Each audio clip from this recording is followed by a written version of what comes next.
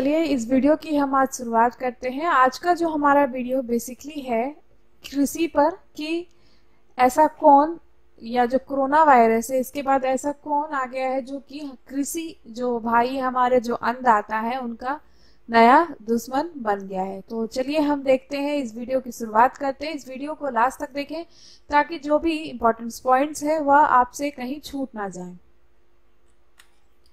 और आपको बता दें कि अनअकैडमी पर 1 जून से लेकर 30 जून तक एक नया बैच स्टार्ट होने वाला है। आपके लिए एक सुनहरा मौका है। सुनहरा मौका इसलिए क्योंकि इस पे टॉप 4 जो टीचर्स है वह आपको जनरल स्टडीज के 4 पेपर कवर करवाएंगे।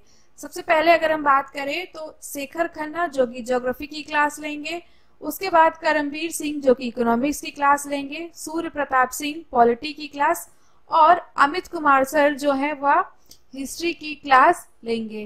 तो अगर आप अनअकैडमी के सब्सक्रिप्शन लेना चाहते हैं तो अमित फॉर जीएसपी का इस्तेमाल करें, जिससे कि आपको क्या है कि 10% का डिस्काउंट मिल जाए। और अमित सर जो है इस बैच में इंडियन पॉलिटी को डिस्कस करेंगे। जी हाँ, इंडियन पॉलिटी को पढ़ाएंगे। तो ये आपके लिए एक बहुत ही गोल्डन चांस है। आप या जो 1 महीने के लिए इस कोर्स में इनरोल हो सकते हैं, सब्सक्रिप्शन ले सकते हैं। तो यह आपके लिए बहुत ही ज्यादा फायदेमंद साबित हो सकता है। आपके सामने कुछ पहले तस्वीरें आएंगी, उन्हें आप देखें, उसके बाद हम इस वीडियो की शुरुआत करते हैं। यह कुछ ऐसी तस्वीरें हैं जो कि अभी फिलहाल आप पिछले 2-4 दिन से अपने मोबाइल या फिर अगर आप समाचार देखते हो उसमें लगातार देखते आ रहे हैं। आपको बता दें कि यह जो तस्वीर है यह टिड्डी की तस्वीर है।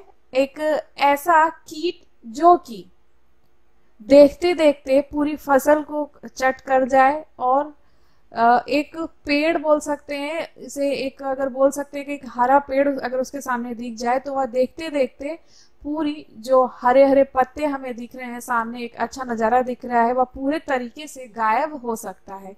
जी हाँ, इतने खतरनाक है यह कीट जिसे हम लोकटस भी कहते हैं इंग्लिश में। तो चलिए हम इस वीडियो की शुरुआत करते हैं।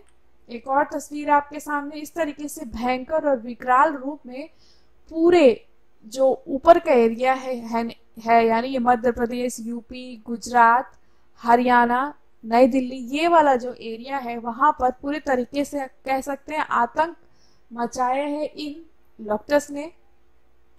कैसे मचाया है, किस तरीके से यह भारत पहुंचे हैं और क्यों पिछले 30 सालों का रिकॉर्ड तोड़ या जो कीट है यह देखने को मिल रहे हैं, इन सभी चीजों पर हम बात करेंगे। आपको बता दें कि यह जो लोकटस है वह डेजर्ट लोकटस है। बेसिकली यह अफ्रीका के रेगिस्तान में पाए जाने वाले लोकटस है जहां पर सहारा डेजर्ट भी है।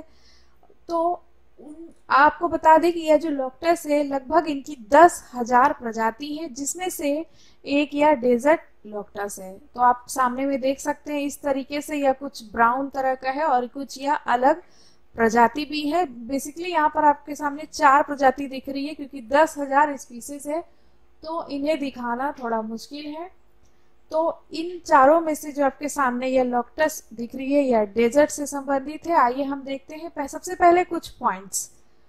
एक जो भारत में जो अच्छा मौसम बोल सकते हैं, जो मानसूनी मौसम चालू हो गया है, इनके लिए ही यह क्या बनी है, एक खुशखबरी आई है कीटों के लिए, उनके लिए एक अच्छा मौसम बना है।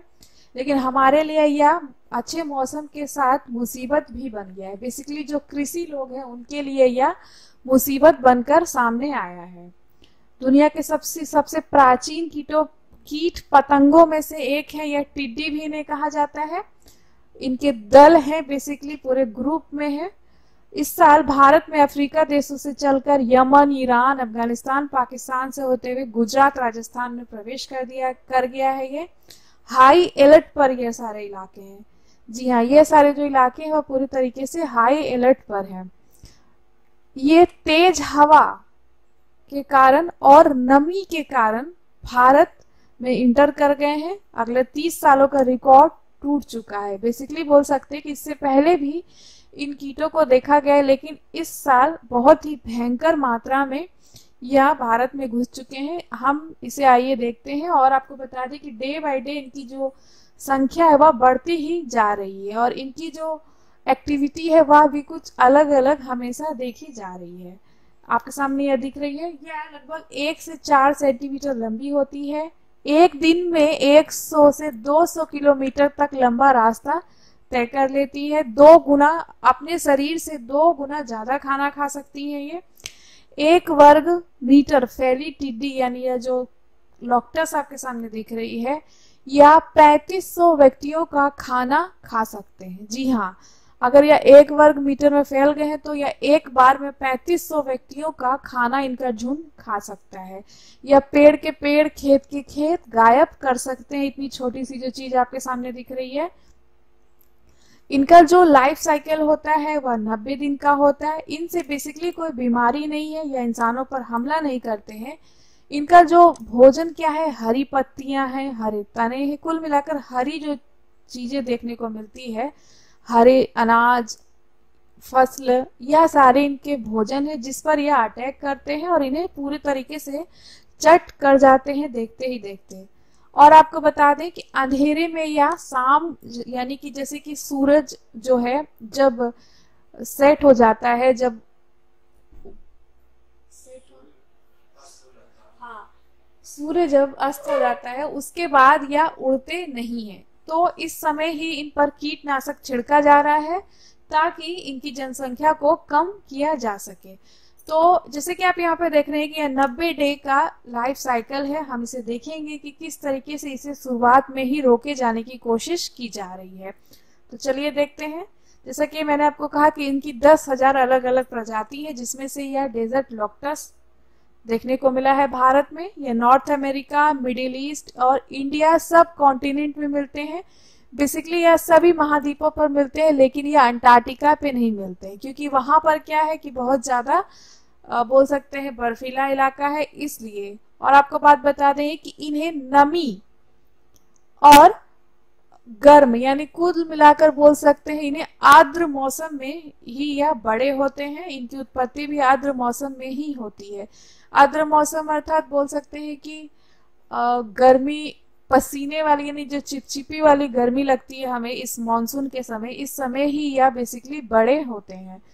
इनका साइंस में नाम क्या है, सिस्टोसेकर से ग्रोगेरिया है। यह माइग्रेंट है यानी एक जगह से दूसरे जगह जाने वाले हैं, या डेंजर हो सकते हैं अगर ग्रुप में है तो। इनके 2 टाइप्स ऑफ बिहेवियर देखने को मिले हैं। पहला सॉलिटरी फेज है जो लोनली यानी अकेला। उसके बाद जो उनका जो सेकंड फेज है वह क्या है, ग्रीगोरियस फेज है, जिसमें अगर नंबर इंक्रीज हो जाए तो यह बहुत ही ज्यादा डेंजरस हो सकते हैं, जो कि अभी भारत में देखने को मिल रहा है। कुछ जो राज्य है वहां पर।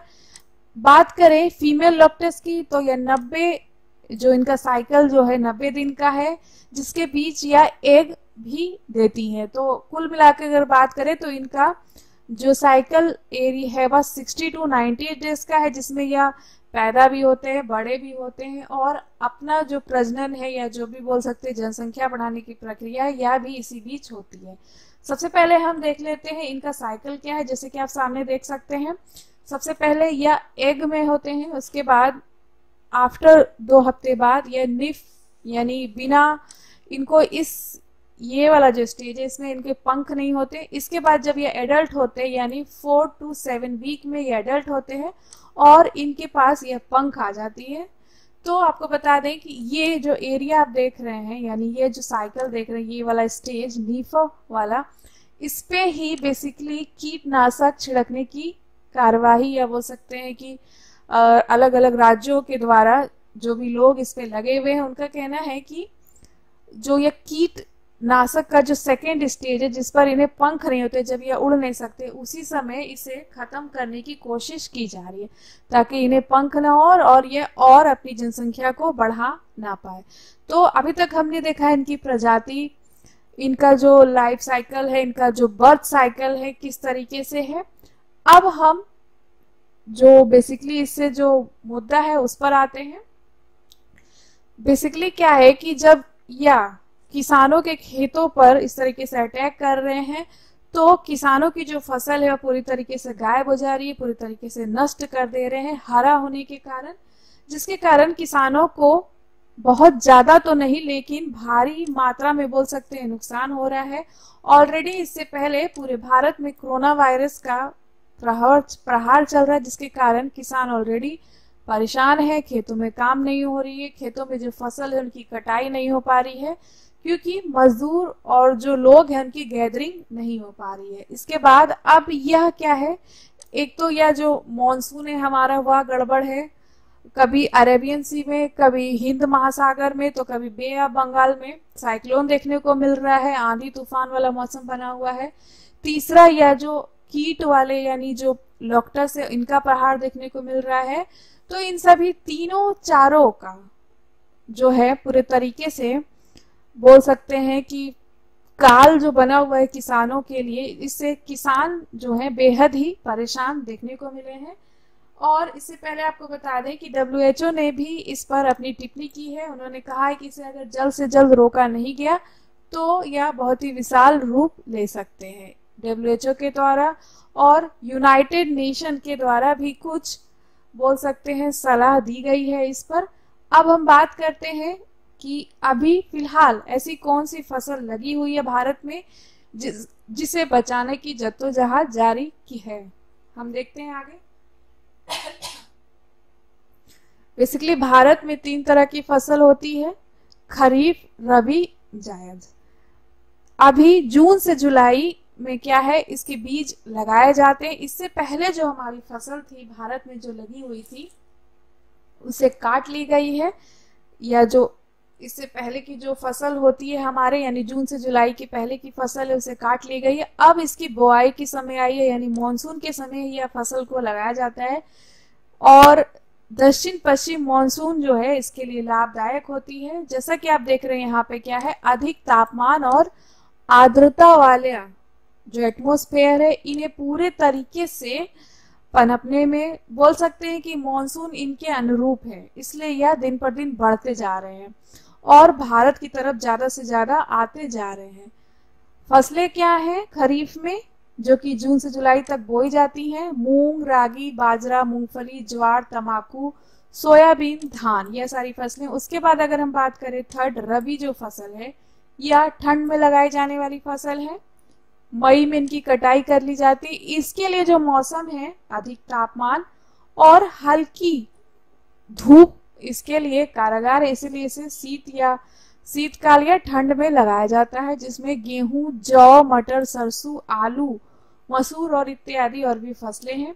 इसके बाद बात करें अगर जायद की, तो मार्च में लगाई जाती है, कटाई इसकी जून में होती है, जो कि अभी काट ली गई है। जिसके बाद या जो खरीफ की फसल है वह लगाने की तैयारी शुरू की गई है। जायद जो है गर्मी में होती है, जैसे कि हम गर्मी में तरबूज, खरबूज, ककड़ी, करेला या खीरा, इस तरह की जो भी पानी वाली चीजें होती हैं, पानी बेस्ड जो चीज फसल होती है उसे हम जो गर्मी में कंज्यूम करते हैं, जिसे मार्च में ही लगाया जाता है, जो कि जून में काट ली जाती है। और अब जून जुलाई जो मॉनसूनी जो खेती है वह होने वाली है। इसको लेकर ही माथापेची चालू है राज्य सरकारों के बीच, किसानों के बीच, और जो भी इस पर कीटनाशक जो भी इस पर काम कर रहे हैं दिन रात। अब हम देखते हैं कुछ और भी पॉइंट्स को। बेसिकली इन पॉइंट्स को समझना बेहद जरूरी है। एक आप सुने होंगे वर्ल्ड मॉनसून डिस्टरबेंस, तो हम देखते हैं कि वर्ल्ड मॉनसून डिस्टरबेंस कैसे है और यह भारत में यह जो कीट है कैसे पहुंची। आपके सामने यह वर्ल्ड मैप दिख रहा है आपको, यह अलग अलग महाद्वीप हैं। हम बात करेंगे आज अफ्रीका और जो हमारा भारत वाला प्रायद्वीप है यानी एशिया वाला जो रीजन है उस पर बात करेंगे। यह जो कीट है वह जी हाँ, यह जो कीट है वह अफ्रीका से होते हुए, यानी अभी क्या है कि हवा बहुत देखने को मिली है, जिसे ही वर्ल्ड मॉनसून डिस्टरबेंस कह सकते हैं। यह जो हवा है इस तरीके से कुछ अरेबियन सी से होते हुए इस तरीके से बहते हुए इंडिया की तरफ बढ़ी है, जिसके कारण तेज हवा और बारिश भी देखने को मिली है। यह जो ब्राजील वाला या जो अफ्रीका वाला एरिया है यहाँ पर बारिश भी देखने को मिली है, आंधी भी आई है और तेज हवा के कारण यह जो कीट है वह उन्होंने यमन, पाकिस्तान, अफगानिस्तान होते हुए भारत का रास्ता तय किया है। पहले तो यह आज से 3 महीना पहले खबर आई कि जिसके कारण पाकिस्तान ने एक बोल सकते हैं कि आपातकालीन घोषित किया था। आपको याद होगा, हमने इस न्यूज को आपको बताया था अपने करंट अफेयर्स में कि पाकिस्तान ने अपने ही जो एरिया है, जो पाकिस्तान कंट्री है बोल सकते हैं, वहां पर आपातकालीन घोषित कर दी है पूरे तरीके से। इसके बाद इसका प्रहार पंजाब वाले रीजन में देखने को मिला, जिसके बाद यह पूरे तरीके से बढ़ते हुए आ गई, क्योंकि भारत में क्या है, मानसून पहले देखने को मिला है। जी हाँ, जून जुलाई से पहले ही हमारा मानसून चालू हो गया है, हवा तेज चलने लगी है, जिसके कारण यह जो कीट है वह प्रभावित हुई है और इन सभी रीजन्स में भारत के आ पहुंची है। हम बात करते हैं why and how, high alert area कौन से हैं, इंडियन मानसून क्या है। जी हाँ, इंडियन मानसून जैसे कि आप समझ सकते हैं कि अभी जो चल रहा है, बारिश धूप इस तरीके से जो मानसून वाला एरिया है, बेसिकली मानसून जो है, अगर हम बात करें, अगर यह जो हवा है इस साइड से यानी सिक्किम जो हमारा हिमालय है उधर से होकर हवा इस तरह से बहती है और उसके बाद यह जो अरेबियन सी की तरफ से इस तरीके से जो हवा ऊपर की ओर बहती है, जब यह दो एक जगह आती है तब यह बारिश वाला एरिया बनता है, यानी बारिश वाला माहौल, तभी भारत में मानसून देखने को मिलता है।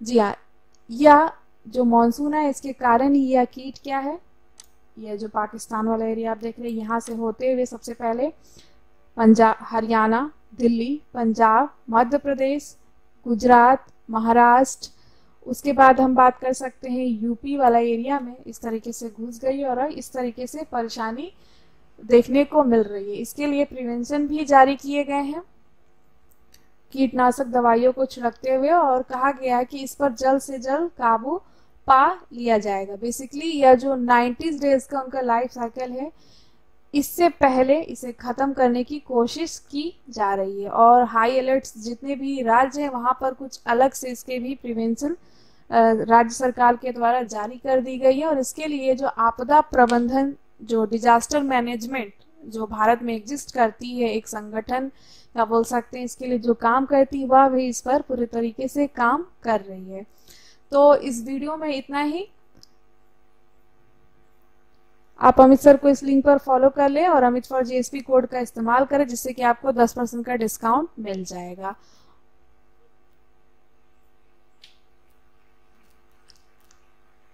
अगर आप यह वीडियो YouTube पे देख रहे हो तो हमारे चैनल को सब्सक्राइब करना ना भूलें।